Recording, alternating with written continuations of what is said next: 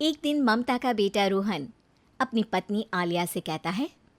अरे आलिया, सुनो, माँ अब से गांव में नहीं रहेगी। वो हमारे साथ यहीं रहेंगी शहर में। उनका कमरा आज नौकर से बोलकर अच्छे से साफ करवा देना। ओह, आज तो मेरी किटी पार्टी है, फिर मुझे जिम और फिर शॉपिंग। ठीक है, कल करवा दूंगी। अच्छा, लेकिन माँ के सामने ये कपड़े नहीं चलेंगे। हाँ, तुम्हें साड़ी या सूट पहनना होगा। अरे बिल्कुल भी नहीं। मेरे मम्मी पापा ने इतना पैसा लगाकर शादी इसलिए नहीं की थी कि मैं अपनी मर्जी के कपड़े पहन ओढ़ भी ना सकूं। अरे चलो, गुस्सा मत हो, लेकिन कुछ दिन तो माँ की खुशी के लिए कर सकती हो ना। लेकिन आलिया मानती नहीं। माँ आती है सिंपल सी साड़ी, झोला और चप्पल पहनकर। अरे रोहन, मैं इनके साथ कैसे रहूंगी? मेरी फ्रेंड्स क्या कहेंगी? ये तो पूरी गंवार लग रही है। आलिया, माँ गांव में रहती थी इसलिए ऐसी हैं। तुम आज ही माँ के साथ जाकर उनकी पसंद की शॉपिंग करवा देना। इनके साथ घर के अंदर रहना मुश्किल है, बाहर तो मैं कभी भी ना जाऊं। रोहन को आलिया पर गुस्सा आ जाता है। माँ, ओ माँ। हाँ बेटा।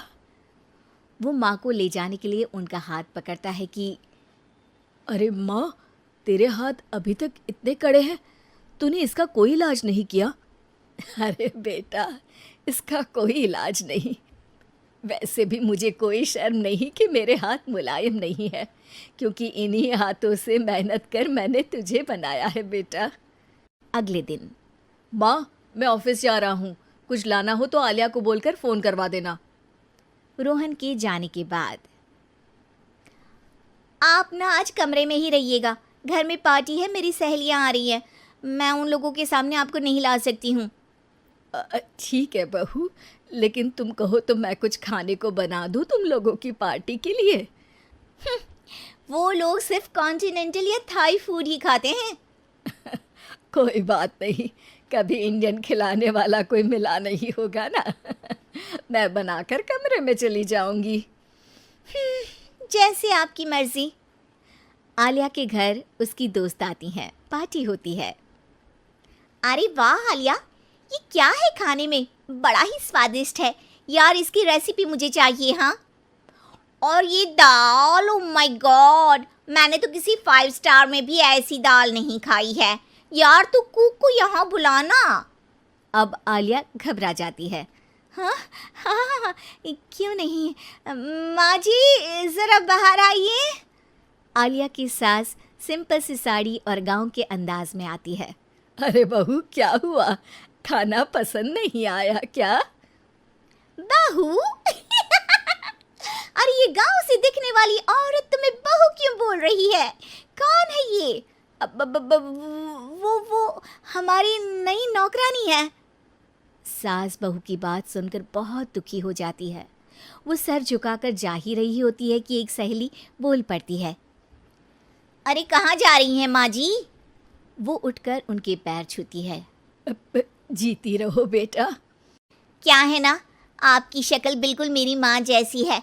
पता है आलिया, मैं शहर पढ़ने आई और फिर शहरी हो गई, लेकिन मेरे माँ पापा तो आज भी गांव में रहते हैं, बिल्कुल इनके जैसे ही हैं।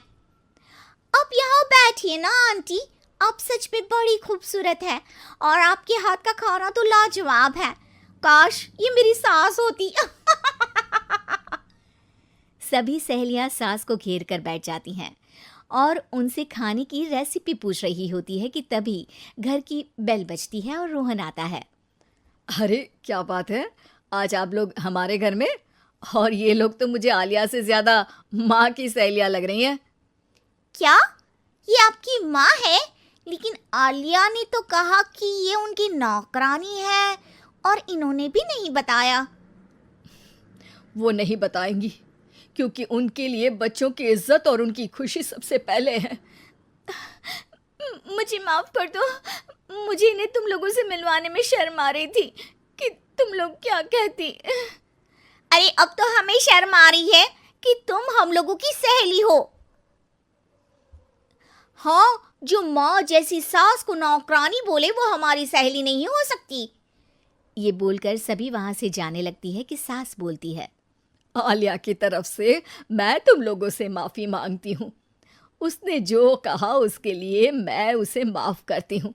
अब तुम लोग भी उसे माफ़ कर दो, क्योंकि अगर तुम लोगों ने उससे दोस्ती तोड़ी तो फिर मेरे हाथ का खाना कैसे खाओगी?